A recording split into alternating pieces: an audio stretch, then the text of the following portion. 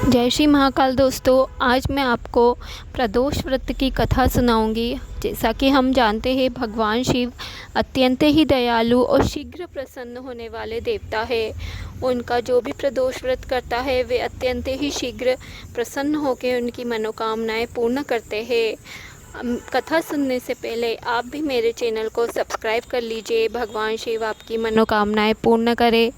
यह कथा इस अनुसार है कि एक गांव में एक गरीब ब्राह्मणी रहती थी और उसके साथ उसका एक पुत्र रहता था। दोनों भिक्षा मांगकर अपने जीवन का गुजारा करते थे। ब्राह्मणी शुरू से ही प्रदोष का व्रत करते आ रही थी तथा जो ब्राह्मणी का पुत्र था वह उस त्रयोदशी के दिन एक दिन उसने माँ से कहा, माँ आज मैं गंगा स्नान के लिए जाऊँगा।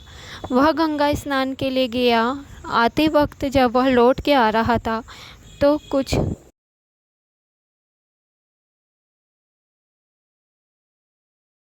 लुटेरों ने उसका सामान लूट लिया और उसे वैसा ही छोड़ दिया।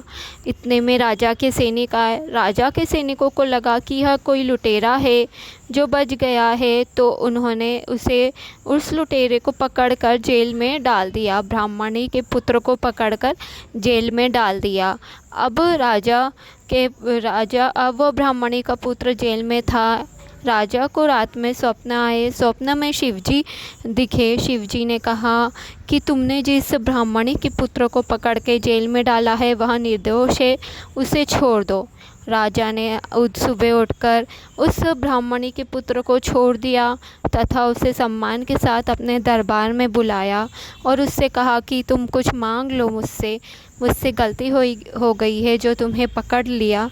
ब्राह्मणी के पुत्र ने कहा, मुझे कुछ नहीं चाहिए, बस एक मुट्ठी चावल दे दीजिए।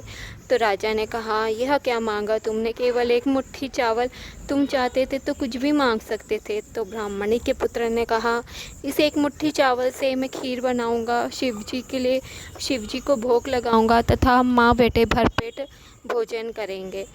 राजा को बड़ी प्रसन्नता हुई। उन्होंने ब्राह्मणी को बुलाया। ब्राह्मणी को दरबार में बुलाया। ब्राह्मणी दरबार